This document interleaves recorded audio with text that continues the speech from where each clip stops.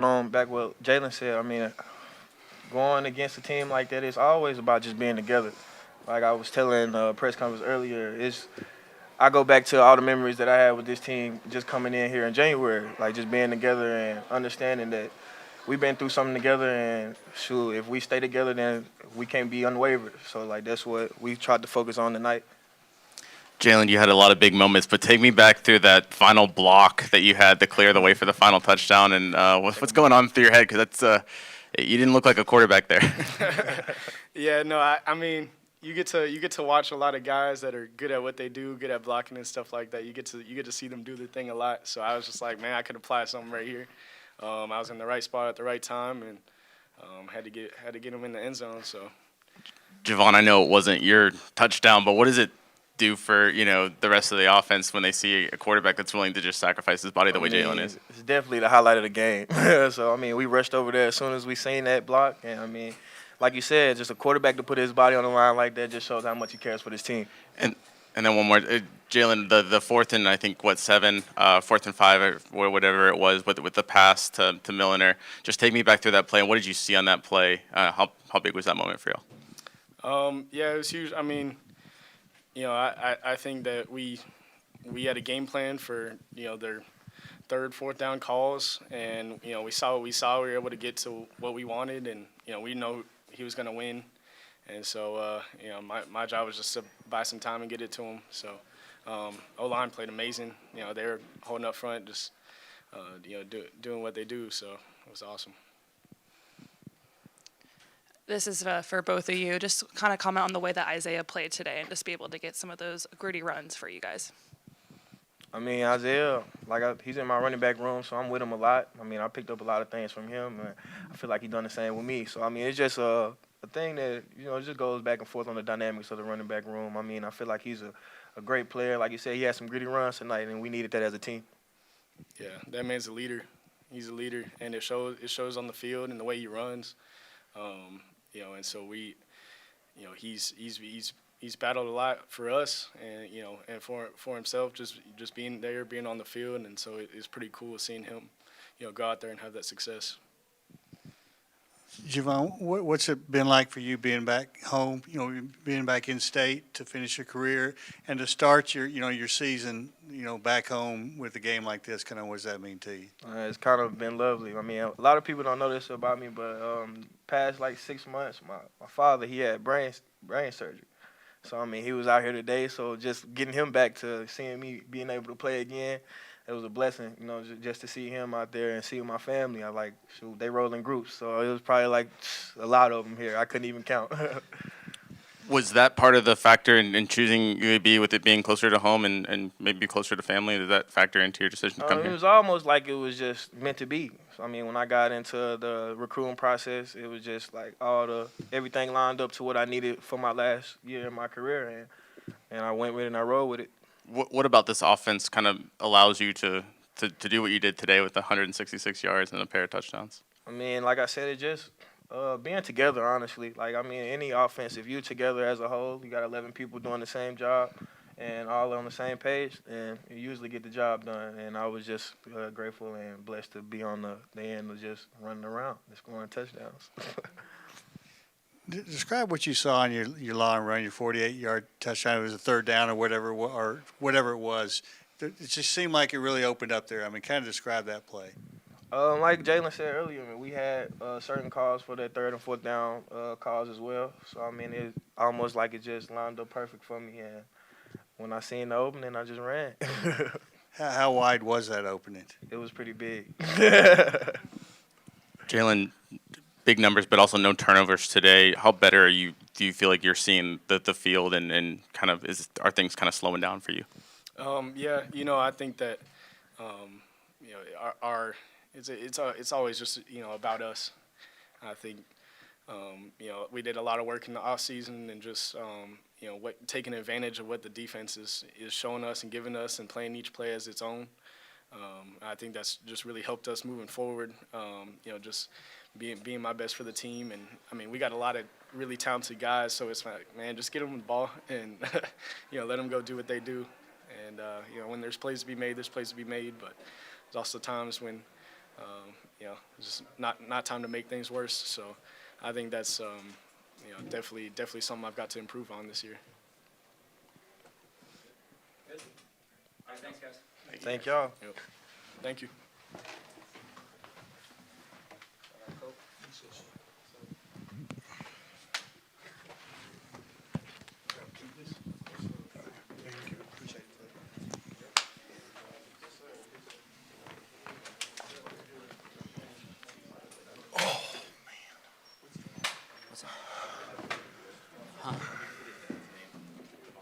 I'll text him. All right, Coach, if you would, an opening statement, please. Yeah, I'll start by saying my heart's heavy. I lost a dear friend this morning, didn't wake up. His name's Tim Lee, lives down in Montgomery.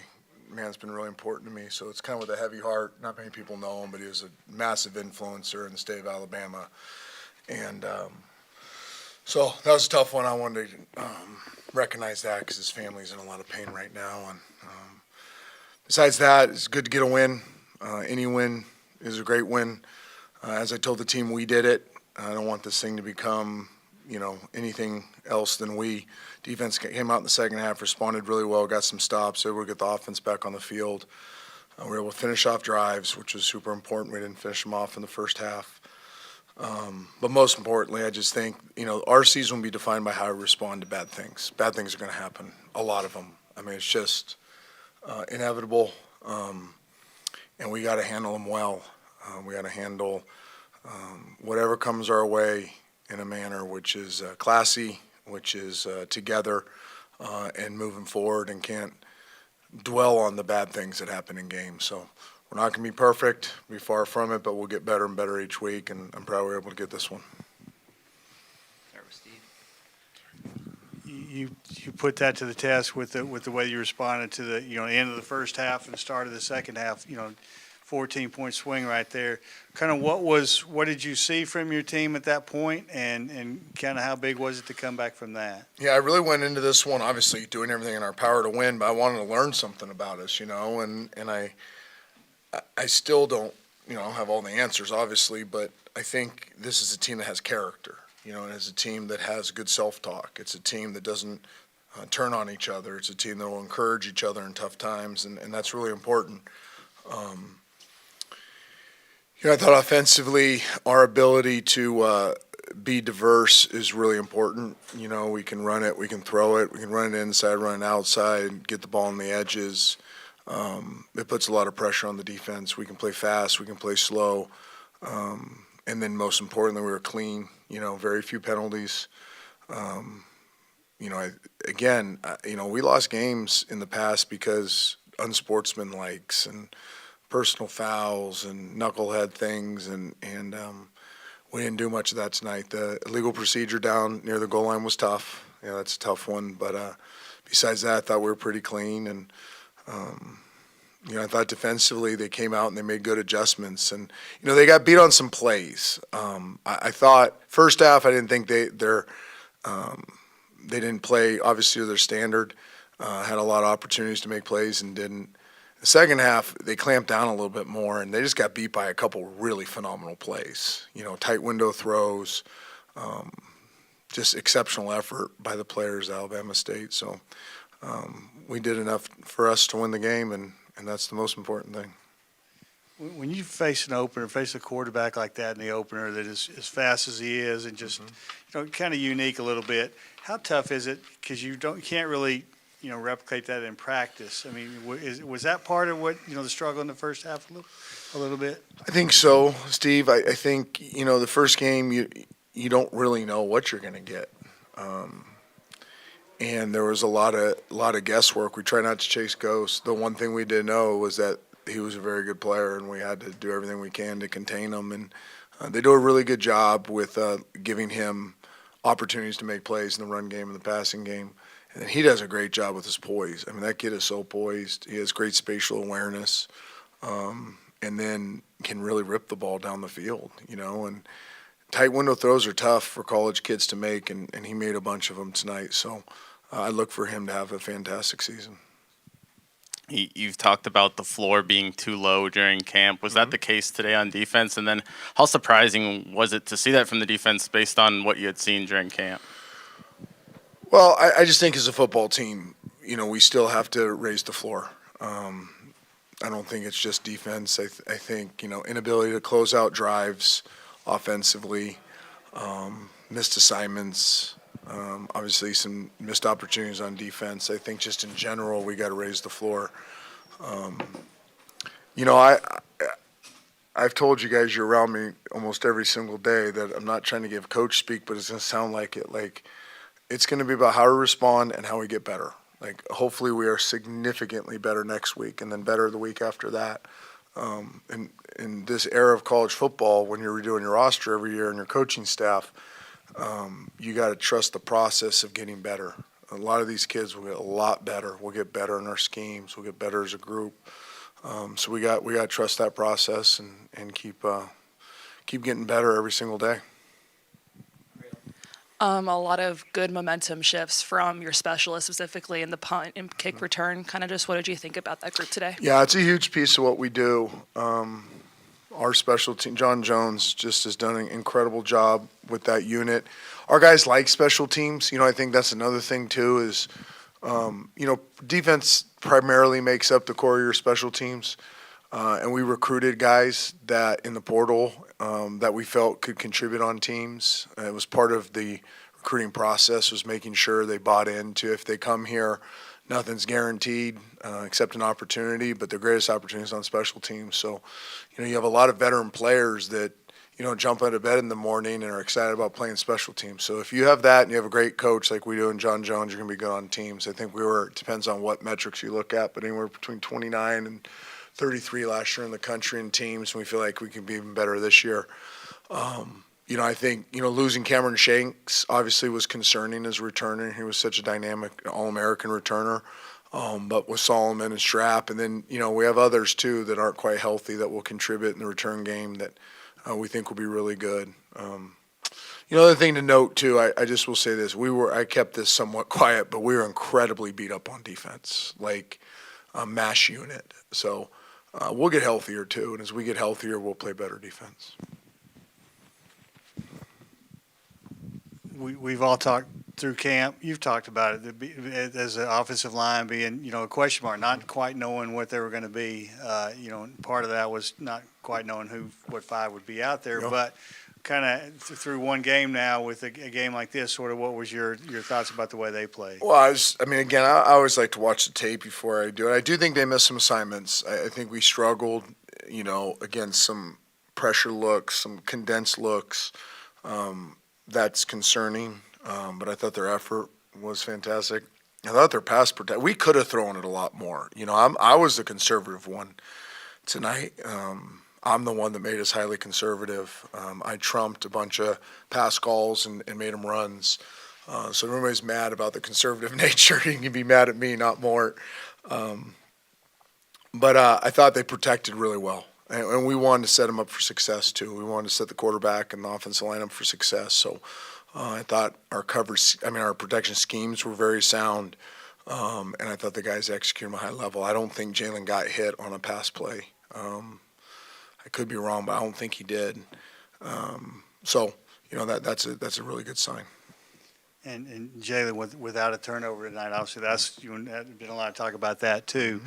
Just kind of what did you think about his decision making tonight, and how big is it for him to not have a turnover in the opener? It's massive. He's going to turn the ball over, guys. We're going to have turnovers. But he was just very decisive. He's very clean with his reads. His eye progression was great. He started in the right place. He turned down a couple that would have been 50-50s, I thought that the two batted balls in the line of scrimmage, he made actually really good reads to throw them. They were RPO plays, and they matched hands and got the ball down. I thought he was really, really clean. His process has grown so much. It's only his ninth start. I thought the last 2 weeks, you could see it really coming. We sat down. I can't get my days wrong. Today's Thursday, right? So Tuesday afternoon, which is our normal Thursday, we always spend a couple hours together in the afternoon. And I think it's probably been 50-50 talking over the past year. This was more 75-25 him talking just about how he's really gained a better understanding of the position, what allows him to play his best. I think he's really grown as a leader. I couldn't be more proud of the kid. He's just handled himself in such a professional way, and tonight was a reflection of his preparation. There'll be times we have to throw it more.